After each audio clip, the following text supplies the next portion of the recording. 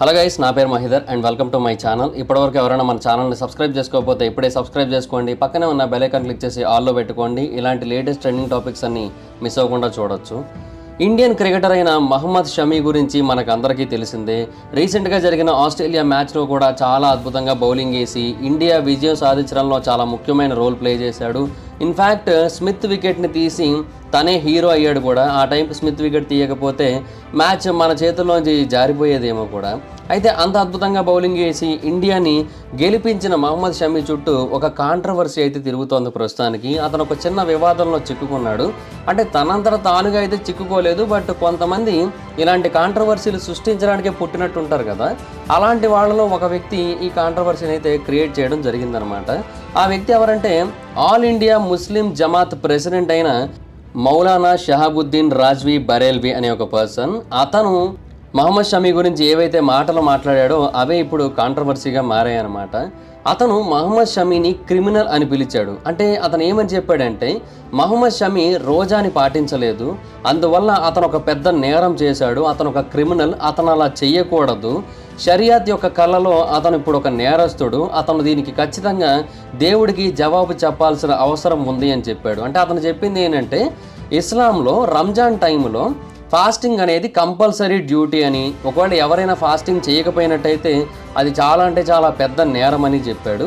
And ఎవరైతే ఇస్లాంని follow అవుతూ ఉంటారో, అది మ్యాన్ కావచ్చు ఉమెన్ కావచ్చు, వాళ్ళు గనక రోజాని అబ్జర్వ్ చేయకపోయినట్టయితే వాళ్ళు ఖచ్చితంగా క్రిమినల్గా కన్సిడర్ చేయబడతారు అని అయితే చెప్పాడు.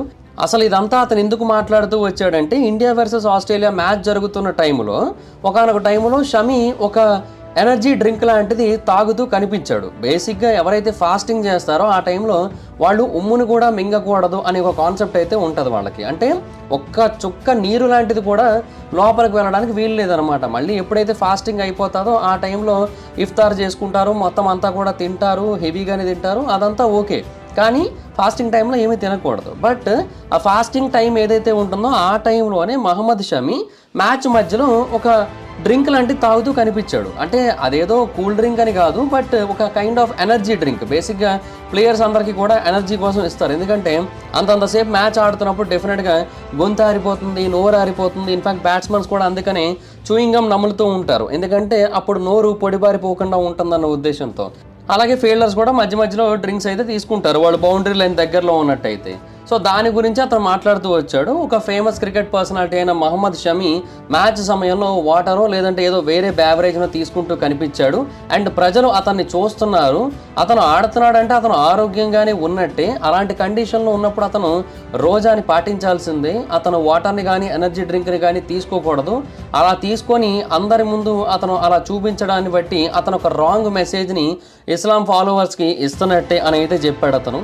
అండ్ చివరగా ఇంకొక మాట కూడా అన్నారు. అదేంటి అంటే క్రికెట్ ఆడడం అనేది తప్పు కాదు, బట్ రిలీజియస్ డ్యూటీస్ని ఫుల్ఫిల్ చేయాల్సిన బాధ్యత ప్రతి ఒక్కరి మీద ఉంటుంది, ఖచ్చితంగా రిలీజియన్కే ఫస్ట్ ప్రియారిటీ ఇవ్వాలి అన్నట్టుగా చెప్పి షమీ ఇక మీదటైనా సరే ఇస్లాం అండ్ షరియా రూల్స్ ఏవైతే ఉంటాయో వాటన్నిటిని కూడా ఖచ్చితంగా ఫాలో అవ్వాల్సి ఉంటుందని నేను జాగ్రత్త చెబుతున్నాను అని అయితే చెప్పాడు అతను.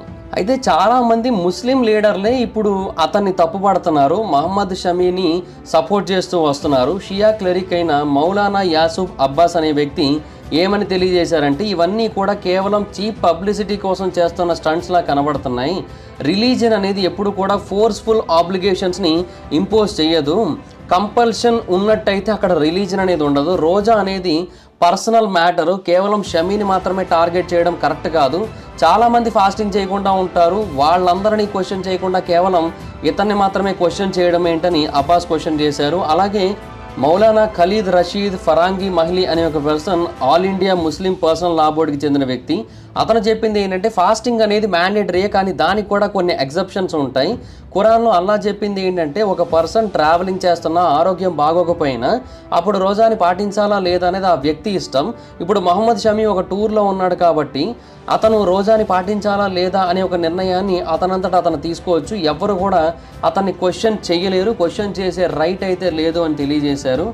అలాగే షమీ యొక్క కజిన్ అయిన ముంతాజ్ కూడా షమీని సపోర్ట్ చేస్తూ ఏమని చెప్పారంటే అతను దేశం కోసం ఆడుతున్నారు. ఎంతోమంది పాకిస్తానీ ప్లేయర్స్ కూడా మ్యాచెస్ ఆడుతున్న టైంలో రోజాని పాటించలేదు, ఇదేమి కొత్త విషయం కాదు. ఇలాంటి స్టేట్మెంట్స్ ఇవ్వడం అనేది చాలా అంటే చాలా డిస్గ్రేస్ఫుల్ థింగ్. మహమ్మద్ షమీని వీటి గురించి అసలు పట్టించుకోవద్దు, నువ్వు మార్చి 9న ఏదైతే ఫైనల్ మ్యాచ్ జరుగుతుందో దాని గురించి మాత్రమే ఫోకస్ చెయ్యని చెప్పాము. సో అందుకే షమీ దీని గురించి అంతగా పట్టించుకోవట్లేదని కూడా చెప్పింది. అండ్ ఈ టైంలో అబ్దుల్ కలాం గారు ఒకప్పుడు మాట్లాడిన ఒక మాట బాగా వైరల్ అవుతోంది. అంటే అబ్దుల్ కలాం గారు చాలాసార్లు స్టూడెంట్స్తో ఇంటరాక్ట్ అవుతూ ఉంటారు కదా, అలాగే ఒకసారి స్టూడెంట్స్తో ఇంటరాక్ట్ అవుతున్న ఒక సెషన్ టైంలో ఒక స్టూడెంట్ అబ్దుల్ కలాం గారిని ఒక క్వశ్చన్ వేస్తాడు. ఏమనంటే, సార్ మీకు రిలీజియన్ ఫస్ట్ ప్రియారిటీయా, ఇండివిజువాలిటీ ఫస్ట్ ప్రియారిటీ అని అడుగుతాడు.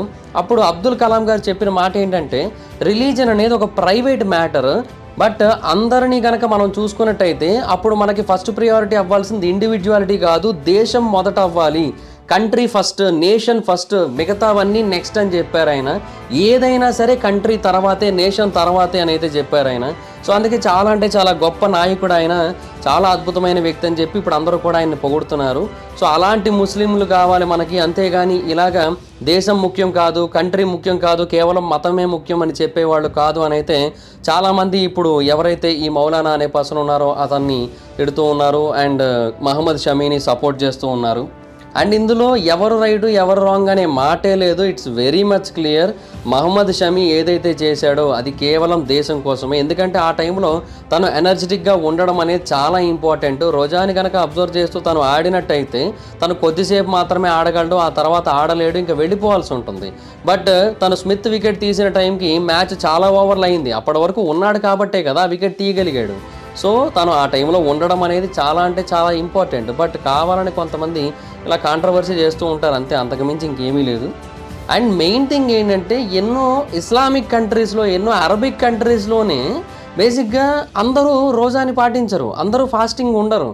అలాంటిది ఇక్కడికి వచ్చి అది కూడా కంట్రీ కోసం ఆడుతున్న టైంలో ఇలాంటి ఇష్యూ క్రియేట్ చేయడం అనేది అసలు ఏమాత్రం కరెక్ట్ అయితే కాదు. అండ్ ఇంకొకటి, ఇది ఇస్లాం ఫాలోవర్స్కి రాంగ్ మెసేజ్ ఇచ్చినట్టు అవుతుందని కూడా చెబుతున్నారు. బట్ ఏ రకంగానూ కూడా షమీ నన్ను చూసి నేర్చుకోండి, నన్ను చూసి ఫాలో అవ్వండి, నన్ను చూసి అందరూ కూడా రోజాని పాటించడం మానేసి అందరూ కూడా తినేసేయండి, తాగేసేయండి నేను చెప్పలేదు కదా.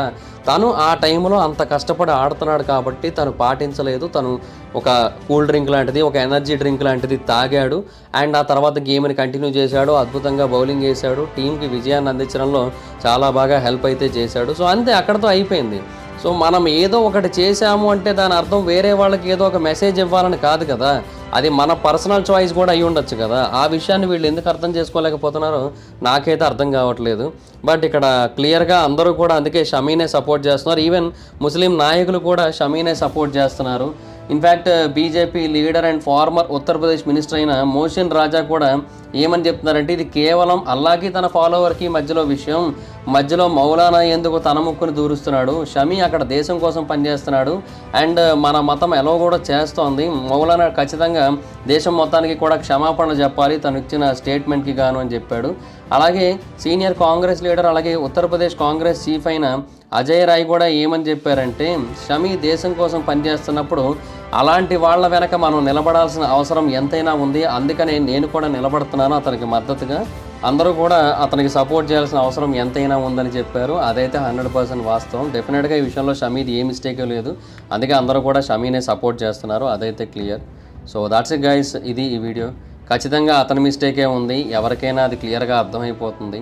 మీకేమనిపిస్తోంది? అతను అనవసరంగా ఇన్వాల్వ్ అయ్యాడు అనిపిస్తుందా, లేదంటే అతను చెప్పింది రైటే అనిపిస్తుందా? మీకేమనిపిస్తుందో కింద కామెంట్ సెక్షన్లో చెప్పండి.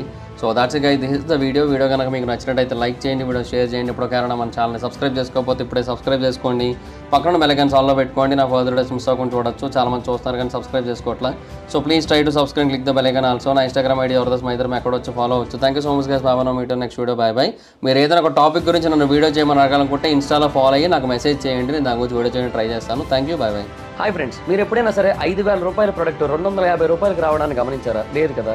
కానీ అమెజాన్, ఫ్లిప్కార్ట్ లాంటి కంపెనీస్ ఏం చేస్తూ ఉంటాయంటే, కొన్ని గోల్డెన్ హవర్స్ టైంలో మెగా డీల్స్ ఇస్తూ ఉంటాయి. ఆ డీల్స్ టైంలో ఒక్కొక్క ప్రోడక్ట్ మీద 90% నుంచి 95% వరకు డిస్కౌంట్ అయితే ఉంటుంది. అయితే ఈ డీల్స్ కోసం మీరు కాన్స్టెంట్గా ఆ యాప్స్ చెక్ చేస్తూ ఉండలేదు కదా, కానీ మీకోసం నేను వాటన్నిటిని కూడా కాన్స్టెంట్గా చెక్ చేస్తూ ఉంటాను. అండ్ దాంట్లో ఎప్పుడు ఏ డీల్ పెట్టినా కూడా ఇమీడియట్గా మీకు ఆ ప్రోడక్ట్ని అయితే షేర్ చేస్తాను, మీరు ఇమీడియట్గా ఆ ప్రోడక్ట్ని పర్చేస్ చేయొచ్చు దాని నుంచే. అండ్ అంతేకాదు కొన్ని ఎక్స్ట్రాడినరీ ప్రొడక్ట్స్ ఉంటాయి, వాటిని మీరు బయట ఎక్కడ కూడా చూడరు. వాటి గురించి కూడా నేను మీకు షేర్ చేస్తాను. మీరు సింపుల్గా చేయాల్సింది ఒకటే, కింద డిస్క్రిప్షన్లో మన టెలిగ్రామ్ ఛానల్ లింక్, మన వాట్సాప్ ఛానల్ లింక్, మన ఇన్స్టా బ్రాడ్కాస్ట్ ఛానల్ లింక్ ఉంటాయి. వీటిలో మీరు ఏ యాప్ ఎక్కువగా వాడతారో ఆ యాప్కి సంబంధించిన లింక్ మీద క్లిక్ చేసి ఆ యాప్లో ఉన్న మన ఛానల్ని ఫాలో అవ్వండి. దాంట్లో రెగ్యులర్గా చాలా ప్రొడక్ట్స్ అయితే మీకు అప్డేట్ అవుతూ ఉంటాయి. అండ్ ఆ ప్రొడక్ట్స్లో మీకు ఏది నచ్చినట్టయితే దాన్ని మీరు కొనుగోలు చేయొచ్చు వెంటనే. సో డిస్క్రిప్షన్లో లింక్స్ ఉన్నాయి, వెంటనే ఫాలో అవ్వండి.